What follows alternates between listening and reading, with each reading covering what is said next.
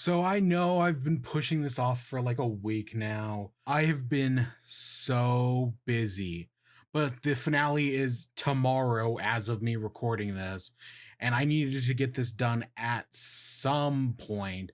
Plus, I still need to do Black Widow as well. So you know what? We're gonna sit down here right now. We're gonna talk about the episode. Cold open. Did you see that What If trailer? Looks pretty good actually. I'm down for that. I still kind of worry about some things, like kind of it being like just too many of like, what if character X was in character Y situation? That's not really interesting. I think you can do more interesting things than that. It does look though like all the different multiverses are gonna like crossover. Like there's gonna be like crossover between, instead of them all being like disconnected stories, like, hey, what if T'Challa was Star-Lord? What if Peggy Carter was Captain America? No, it looks like they're actually gonna like combine, and like we're gonna get our own like Avengers style story where they're presumably gonna fight Ultron, Vision, whatever bullshit. Yeah, the Ultron Vision thing I'm fascinated by. That's one where I'm like, ooh, that's cool. Vision with the Infinity Stones. But yeah, I think the What If trailer looks interesting. It premieres next month. Of course, I mean, we've been doing everything else in the MCU. We might as well. And out of all these shows, What If is the one that I hope gets multiple seasons. It's just too good. Like all these, like, oh, WandaVision, Falcon and the Winter Soldier, Loki are all one season mini series. What If is the one idea, even if they're not always in future connected. It's just such a good idea. I don't want it to go to waste. The animation looks so good. It's the lighting. The lighting is what sells it for me. And yeah, it sucked just to be like, nope, you're only getting one season of What If, when the whole point is like to experiment and do all these neat and interesting things, you know? I guess we'll see. So let's actually get into the actual episode. This is Journey into Mystery, which the name's familiar. Journey into Mystery. I can't place it, whatever. So the episode starts off with like a little fancy like bit of directing, like we're in the TVA and like all these like strange angles as we go up the elevator. We see the head of the timekeeper, and then we're in the void, as they call it, the end of time basically. So we start off with this fancy little bit of directing. Okay, that's neat. We see Loki in the void as he's with the classic Loki, boastful Loki, and kid Loki, also alligator. And they tell him, like, right, they do the whole come with us if you want to live. He has a billion questions they don't answer. And we see in the background the smoke monster Eliath. We'll get back to Eliath at the end. Get our title sequence. We cut back. Ravonna is talking to Sylvie, and Ravonna admits, like, hey, Loki isn't dead. That when stuff gets pruned by the TVA, it doesn't actually die. Like the reset bombs don't actually kill anybody. Instead, they just send the broken stuff to the end of time where it all gets destroyed or whatever. And then Ravonna and Sylvie make a deal because Ravonna claims that she also wants to know who created the TVA, who's in charge of the timekeepers. Ravonna is very interesting in this episode. Like the position, because like everyone else who has found out what's really going on in the TVA is like, nope, fuck the TVA. This is fucking bullshit. Ravonna, though, like they want to get like they're untrustworthy, but at the same time they're also like, oh, this is all I know, so what else am I gonna do? Cut back to Loki, and it's the don't die as they're trying to run away from Eliath. Loki has a bunch of questions, and he's like, what is Eliath? Eliath is the being that consumes energy and matter here at the end of time. Basically, everything that gets sent by the TVA is destroyed by Eliath, and they're all just in this like waiting period. We find out alligator Loki. The alligator is a Loki. That's funny. The alligator Loki is like a funny thing. That the whole thing about Loki survive, right? This has been one of the many things, because they keep saying glorious purpose in this episode. Some like is that must be like is that like a fan favorite line? I legitimately, outside of this show, don't remember Loki ever saying like glorious purpose. Like maybe it's something he keeps saying. I personally don't remember. But like the Lokis in this All the other ones, the classic, boastful, and kid, are all obsessed with glorious purpose. So yeah, but the whole thing about like the apocalypse, the end of time, the apocalypse, whatever, the void, is filled with Lokis because Loki survived. They're like cockroaches. Yeah, sure, that tracks, and it's not like they're the only ones alive. At least that's what I get. They're just the main ones. And we find out what's up with Kid Loki. That Kid Loki killed Thor. That's a fucking moment. That's like an oh shit, because that's all the Lokis want to do is, or at least early on, it's all like kill Thor, and Kid Loki actually did it. Oh shit. So they go to their hideout, and there's a bunch of Easter eggs in the episode. Like during our establishing shot of this hideout is where we get a bunch of them, like Thanos copter. So I remember leading up to Infinity War, and specifically, a lot of people were like, "Oh, Infinity War isn't a good movie unless they have the Thanos copter," which is some comic Deadpool thing. I don't know. But people were like, "Oh, it's not real if they don't have the Thanos copter." It's kind of like people with Wonder Woman in the Invisible Jet. I don't know. It's a neat Easter egg. There's the Yellow Jacket's helmet shows up at one point, but it looks like it's giant. And then Throg. So Throg is Frog Thor. I think it's Throg. Throg. Yeah, something like that. It's Frog Thor from the Pet Avengers. I can only think of Throg in the Pet Avengers. I'm trying to think of other like Pet Avengers. I can only think of Throg. Maybe is Alligator Loki from the same universe? Ugh. I don't know. And then Throg is actually voiced by for like the one like grunt it has, it's actually Chris Hemsworth, which you actually do hear. Like listening to the episode again, once you know that, it's like, yeah, no, that's obviously his voice. I hear it. But that's just one of those like neat details. Honestly, this episode, like there's a bunch of other stuff in the backgrounds. Ronin's ship from Guardians of the Galaxy. There's a shield helicarrier at one point. There's probably a bunch of other Easter eggs that I'm forgetting about. But yeah, this episode is like filled with those like neat little Easter eggs. Like this is what we want. Okay, this isn't, I don't want this to be in everything, but like every once in a while doing these like, hey, look at this. Like, isn't this a neat Easter egg? Isn't this a moment? Besides for, you know, like referencing like a comic book number, which this show has also done. I think A15 is what, a reference to King the Conqueror's first comic or something like that. I don't know. Throg, Thanos copter, those are neat references, and it's what you expect to see at the end of time. Right? Like with the setup of like, hey, at the end of time, and right, everything that gets pruned to set here, you expect to see shit like this. Of course, does this disqualify a Pet Avengers in the future? Who knows? Honestly, I could totally see it would be funny for Marvel to do a Tiny Toons Adventures Muppet Baby style show, but with the Pet Avengers, and then the joke being that no, like make it like something like that is Muppet Babies, right? Like something that wouldn't appeal to me. But the joke is that it's in canon, or at least one of the canons, because the multiverse. That would be fucking funny. I'd be down for that. It's only a matter of time. The hideout of the boastful classic and Kid Loki's is like this bowling alley, but it's really weird, and it's filled with like references to like other things placed outside of time. Like at one point, Kid Loki has Ecto Cooler because, you know what? Why not? There is a new Ghostbusters coming out. I hope they release more Ecto Cooler. We cut back to Sylvie and Ravonna, and they're talking about like the beginning of. Ravonna wants to know the beginning of time. She's interested in finding out about the TVA and like where the TVA comes from. Sylvie, on the other hand, is trying to like it still wants to destroy whoever created the TVA, and they want to go to the end of time because like, hey, at the end of time is like a Nexus event where, or not a Nexus event, right? It's like her near apocalypses where anything can happen, anything's possible because the TVA is there, but what exists beyond the end of time? Like, hey, if there's got to be like, there's the void, what exists beyond that? Hey, maybe the person who created the TVA is hiding beyond the end of time.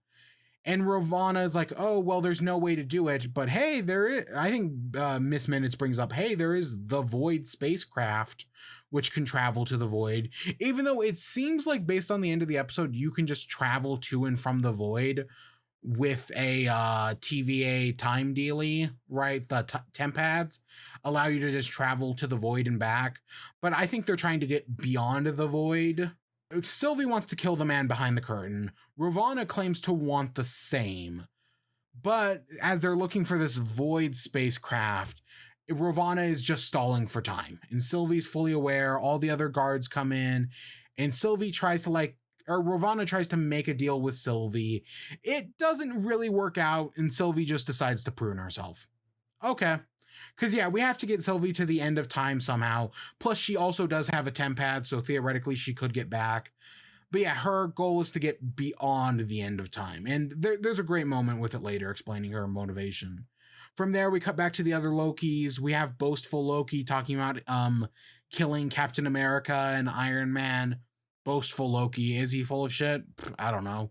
We find out what's up with classic Loki, who I'm just going to say it right now. Classic Loki is fantastic. A fantastic performance. And even though they're only here for a single episode, they're one of I've been praising Mobius and like some of these. I like what Owen Wilson's doing. Classic Loki's just another great performance, and it's just a really good idea and a really just fun and interesting and kind of heartfelt at the end. Yeah, no, I really like what they do with classic Loki, because we find out classic Loki survived Thanos. That's the, like, instead of like being like, hey, this is the classic Loki from the comics, from the 1960s comic, it's the same costume, but no, this is a Loki that faked their death when it comes to Thanos, which makes sense, right? We know that Loki could totally do that. That doesn't surprise me that that's something Loki could do, because classic Loki's big thing seems to be like illusion magic and like sorcery. They survived Thanos and they went and like hid on some planet like alone for, I don't know, they're Asgardian, so I presume thousands of years, but then eventually they got lonely, and the second they decided to leave, they got caught by the TVA. They missed their brother, as they put it, which is right. That's something that, yeah, that makes sense, right? Living alone for presumably thousands of years, you get lonely. And yeah, no, it's a good background. It's a good motivation. It answers a question that people have been asking, like, hey, wouldn't Loki be able to survive Thanos with an illusion? I mean, look at the shit he pulled in the second Thor. And then they talk about Sylvie and how Sylvie is like different than all the other Lokis, right? Besides for being the one woman Loki. Other than that, Sylvie is just different. Like, what drives her is different. And Loki comes up with the plan to kill Alioth, which of course is foolhardy to say the least. But it's an okay, that's an idea, sure. And then as he's trying to leave because none of the others will help him because he's foolhardy, he runs into even more Lokis. We go back to Sylvie, who's like wakes up in like a bus. The bus then gets attacked by Alioth. They as they're running away, the Pizza Planet truck from the Pixar movies shows up, and hey, Mobius is alive. Again, Owen Wilson's great. Mobius is alive. Fantastic. I'm totally down for that. And yeah, they run away, but of course it's more complicated than that. Mobius and Sylvie kind of reconcile about what's going on. And Sylvie comes to the conclusion that Alioth has the answers. That, hey, that big scary smoke monster, I think she calls it like the guard dog. That whatever like the truth is here at the end of time, it has something to do with that. Because as Sylvie's running away from Alioth, she like enchants it for a second and she sees like images that have to do with it. So she knows something is up. We cut back to the Lokis and it's President Loki. We find out that they were betrayed by boastful Loki, because Kid Loki killed Thor, he's king of Asgard, so he's the king in the void. But boastful Loki wants to be king, so he tries to backstab Kid Loki, and then President Loki backstabs him, and then all of his entourage backstabs him. Betrayal. So they all betray each other. We get this weird like Loki fight scene. Some of the designs are neat. Like there's one with like a football helmet with like a bicycle handle attached to the top of it that make the Loki horns. That's neat. that's a neat idea, and they do play around with it. But eventually, classic Loki makes some illusions, and our Loki, classic Loki, Kid Loki, and Alligator Loki run away. They tell our Loki that, hey, we'll help you get to Alioth, but we're not actually going to fight Alioth. That's a suicide mission. You're on your own. They go running around. They eventually find, like, the ship drops out of the sky, which is probably it's got like numbers on the side. That's a comic book reference. Whenever there are numbers like that, it's always a comic book reference. Alioth just destroys the ship. Like, the crew tried to fight it off. Nope, doesn't work. And Alioth just destroys it. So Loki's plan of like trying to like sneak up and kill Alioth, nope, that's not gonna work because this thing just destroys everything in its path. Then the Pizza Planet truck pulls up, and hey, Mobius and Sylvie are reunited. That's good. They talk about it. Yeah, this is where we get the Alioth is like a guard dog that whoever runs the TVA, who is ever in control of all this bullshit, is there at beyond Alioth. So they're going to have to defeat Alioth, but they're not going to defeat Alioth because, Loki's plan of killing it is stupid. Instead, they're going to enchant Alioth.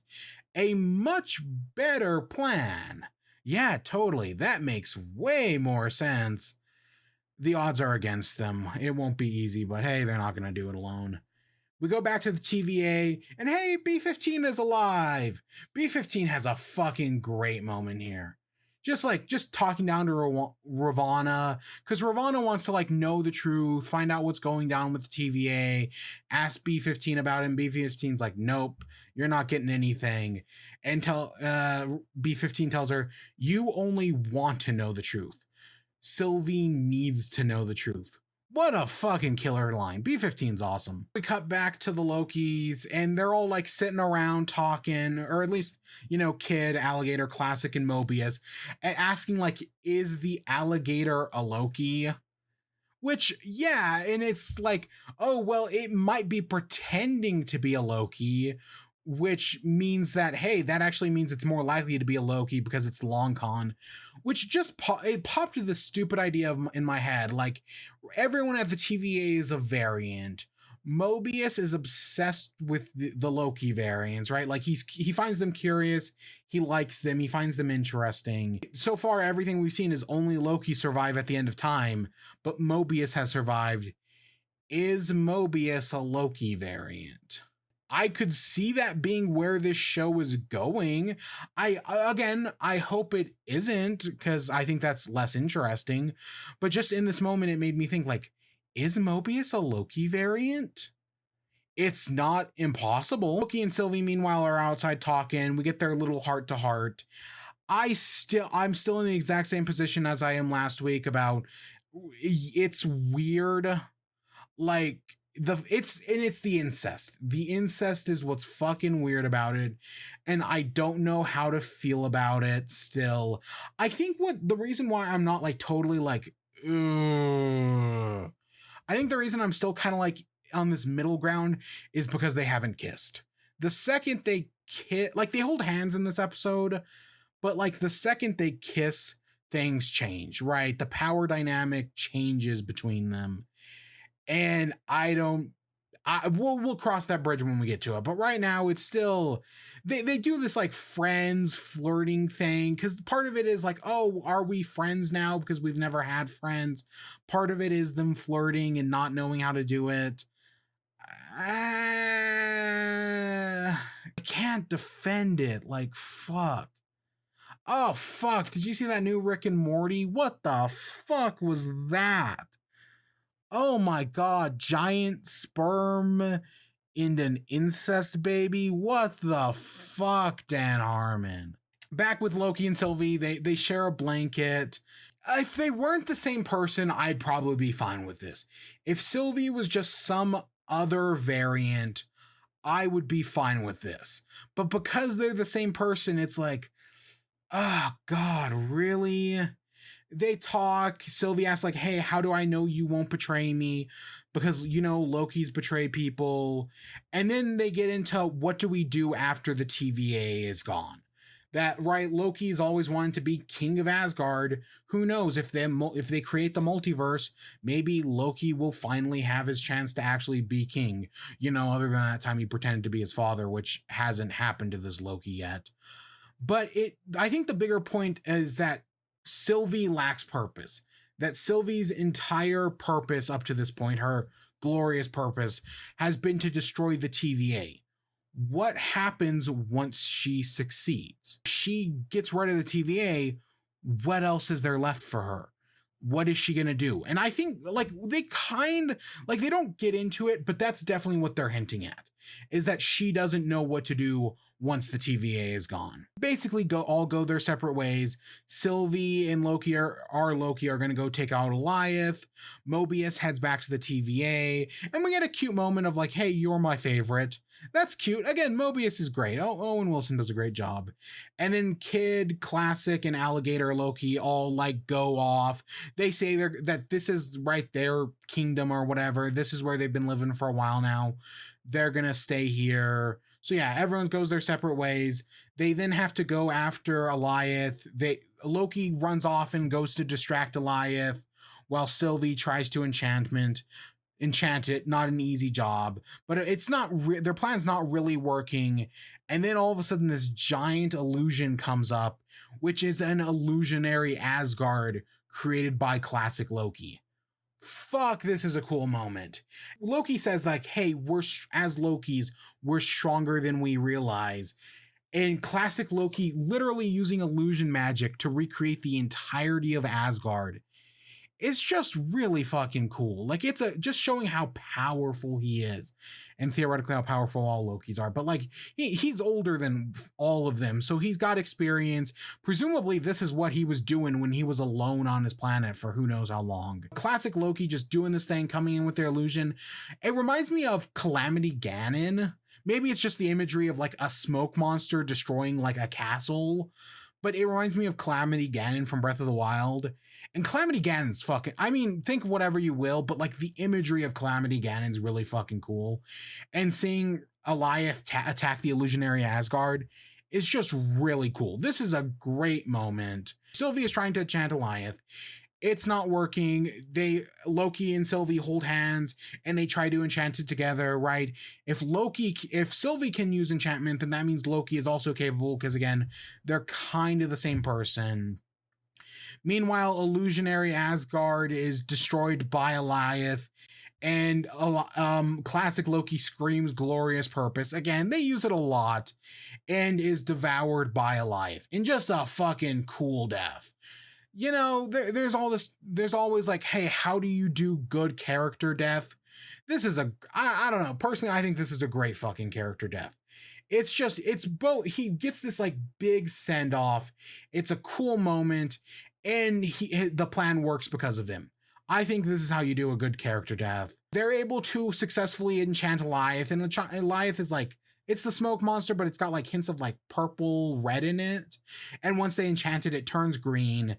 It then opens up it opens up like a portal. It opens up like the doorway to this Harry Potter ass Hogwarts looking city castle thing.